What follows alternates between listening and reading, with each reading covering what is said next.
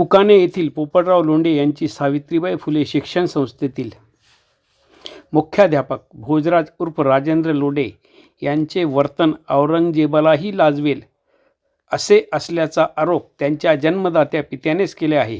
त्याचप्रमाणे शिक्षणाधिकारी प्रवीण पाटील हेच भोजराजची पाठराखण करीत असून या सर्व प्रकारास प्रवीण पाटील जबाबदार असल्याचा आरोप पोपटराव यांनी केला आहे. माझ्याकडे सेमीचं शिकवलं जात नाही, पोरांची फी मागितली जाते. अशी माझ्याकडे 11वी 12वी त्याच्यानंतर आमच्याकडे 5वी पासून पुढची सेमीची फी मागितली जाते अशी तक्रार माझ्याकडे आल्यानंतर मी त्याची स्वतः येऊन चौकशी केली. त्या ठिकाणी त्यांच्या संस्थेची वाढ झाली. त्या दिवशी मला कुठल्याही प्रकारचं दप्तर पाहायला मिळालं नाही. संबंधितांना फी भरू नये याबाबतचं सुद्धा मी लेखी दिलं नव्हतं, परंतु तोंडी आश्वासन मी नक्की केलं की कुठल्याही प्रकारची फी भरू नये आणि त्यांच्या फीच्या पावत्या ज्या फी मागितली आहे फी भरली आहे त्या भरून त्या पावत्या जोडून मी शासनाला अहवाल सादर केला. सर आता हे सगळे पत्रकार आहेत, सर्व पत्रकारांना एकच सांगतो, तो म्हणे फी घ्यायचा अधिकार आहे आम्हाला. आता चेअरमन पण आहेत, त्या मुख्याध्यापकला पैसे घ्यायचा अधिकार आहे का? ती शाळा अनुदानित शाळा आहे, फी घेण्याचा काही संबंध नाही. गोंबडे साहेबांनी जी चौकशी केली आहे तेव्हा अर्जदार समोर बोलवले. गोंबडे साहेब प्रत्यक्षात होते. त्यांनी जशी चौकशी समक्ष केली आहे अशी चौकशी प्रवीण पाटलाने केली पाहिजे होती. प्रवीण पाटील आले, गोंबडे साहेबांची काही चूक नाही. गोंबडे साहेब हे चौकशी नियमाने अर्जदार बोलवून, चेअरमनला बोलवून आणि मुख्याध्यापकाला बोलवून, प्रत्येक विभाग प्रमुखाला बोलवून चौकशी केली. पण गोंबडे साहेबांना प्रत्येक विभाग प्रमुखाने आणि क्लर्क आणि जे लोक होते कामाचे यांनी कुठलीही माहिती न देता परतवलंय.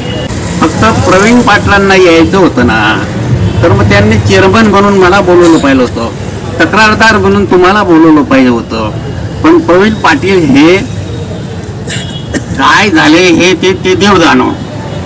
पण प्रवीण पाटलांनी आपल्याला कोणालाही न बोलवता चौकशी केली, ही प्रवीण पाटलांची चूक. मात्र पोलीस खात्याने चुकीचा अहवाल दिलेला आहे. अहवालात फरक आहे. प्रवीण पाटलाने जी चौकशी केली आहे त्याला मुख्याध्यापकाने उडवाउडवीची उत्तरं दिली, त्याच्यामध्ये गेले नाही.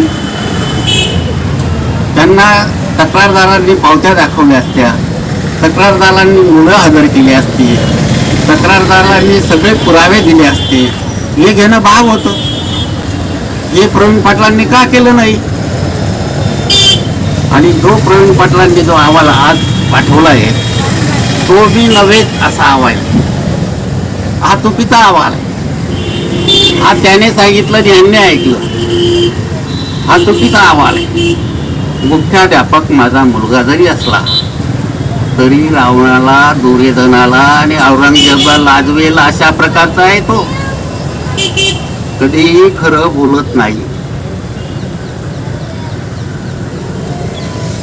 जसं औरंगजेबाने स्वतःच्या भावांची कत्तल केली तसं तो भावाच्या कत्तल करण्यामागे, जसे औरंगजेबाने बापाला जेलमध्ये टाकलं, राज्य केलं, तसं तो मुख्याध्यापक आई वडिलांना जेलमध्ये टाकण्याची भाषा करतो. मी प्रवीण पाटलाकडे त्याला सस्पेंड करावं असं पत्र दिलंय 1.5 महिन्यापासून. त्याचं प्रवीण पाटलांनी कुठलंही गांभीर्य घेतलेलं नाही. प्रवीण पाटील हा अतिशय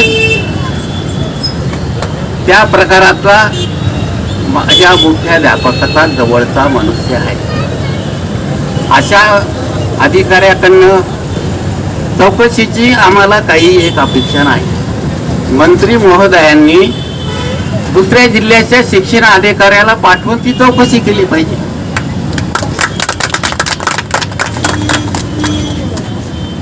आणि याच्यात मंत्र्यांनी लक्ष दिलं पाहिजे. आता मी एका बाजूला चेअरमन आहे, एका बाजूला बाप आहे, पण तो दोन्हीही गोष्टी मानायला तयार नाही. तो देवाला मानत नाही, तो लोकांशी खरं बोलत नाही, तो शब्दाला टिकत नाही, तो वेळोवेळी हजर राहत नाही. उलट अर्थी घरातल्या नातेवाईकांना रजिस्टरवर सह्या करू देत नाही, हजर असताना रजिस्टर देत नाही. आणि या प्रवीण पाटलाने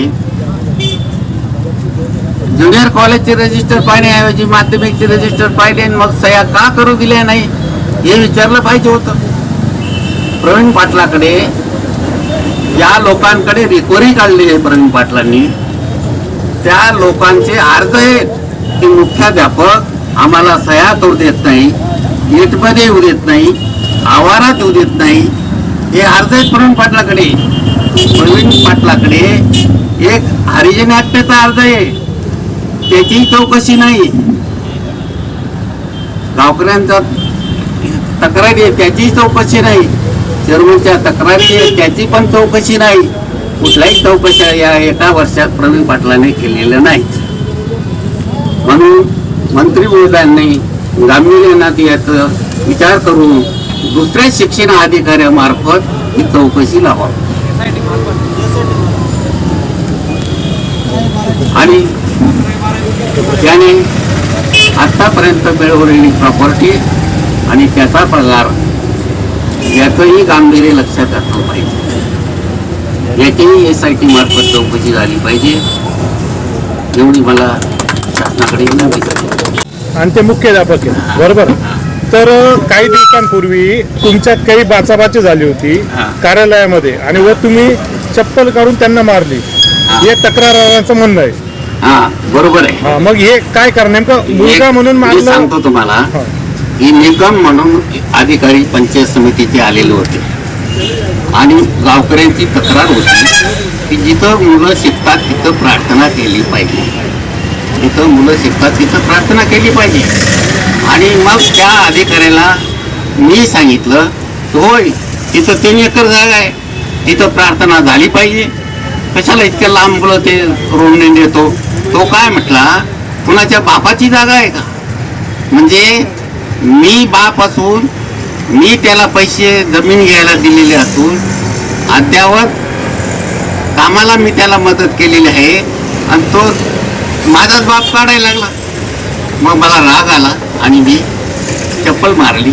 तो माझ्या मागे इतका धावला की जर मला त्या शिक्षकांनी सांभाळलं नसतं, संरक्षण केलं नसतं तर माझ्यावर त्याने प्राणघातक हल्ला केला असता. आजही धर्मदायकडे कपट यंत्रणा करून त्याने त्याची बायको, त्याची सासू आणि त्याचा मुलगा हा रेणुकादेवी शिक्षण प्रसारक मंडळामध्ये सामील केलेले आहेत. मी आजारी असल्याचा तो फायदा उचलून माझ्या काही ठिकाणी सह्या खोट्या करून बँकेतून सुद्धा तो पैसे काढतो. म्हणजे अशा प्रकारचा तो काय आहे याचं जर मी सांगायला गेलो तर एक पुराण पूर्ण होईल, पुराण. त्याच्यामुळे मी जी मागणी केली आहे त्याला सस्पेंड करण्याची, तर ती शिक्षण अधिकाऱ्याने परवानगी देऊन मी त्याला सस्पेंड करण्याची परवानगी द्यावी. तो सस्पेंड करण्याच्या योग्य मार्गावर आहे. त्याची दहशत स्टाफवर फार आहे आणि स्टाफवर मन मानेल तेव्हा तो जिजिया कर लावतो, जिजिया कर, आणि दबाव आणि जिजिया कर घेऊन त्याच्या व्यक्तिगत जमिनीवर तो काम चालू ठेवतो, बांधकाम. त्याच्यामुळे त्याला बाजूला करणं हे अतिशय महत्वाची गरज आहे आणि त्याला जर बाजूला केलं तर बरेचसे उपद्व्याप बाहेर पडतील. जे तक्रारदार आहे त्यांचं म्हणणं असं आहे की तुमची जी शाळा आहे ती मोठ्या प्रमाणात कॉपी सेंटर आहे. कॉपी सेंटर आता त्याला पुरावा नसल्यामुळे आपण काही सांगू शकत नाही, कारण का कॉपी केसेस झालेल्या नाही. त्याच्यामुळे त्याच्या बाबतीत मला नाही सांगता येणार. परंतु जिकडे तिकडे बदनामी झाली आहे, कॉपी करता येते म्हणून प्रवेश घेतात पालक, अशा प्रकारची बदनामी मात्र त्या मुलामुळे झालेली आहे.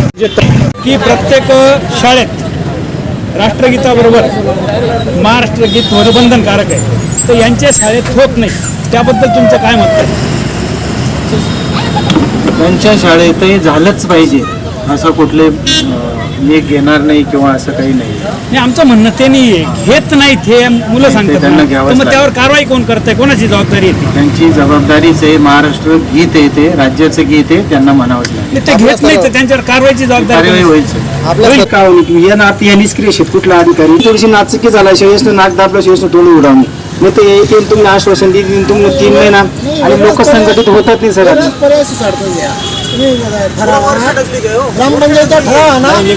प्रशासनाला अधिकारी तुम्ही इथे दाद भेटावणे तुम्ही ते किती बी जीव तोडा तुम्ही एक दिवस गट विकास अधिकाऱ्यांना कार्यालयात बसा गेल्यानंतर डायरेक्ट इथे नाशिकला जा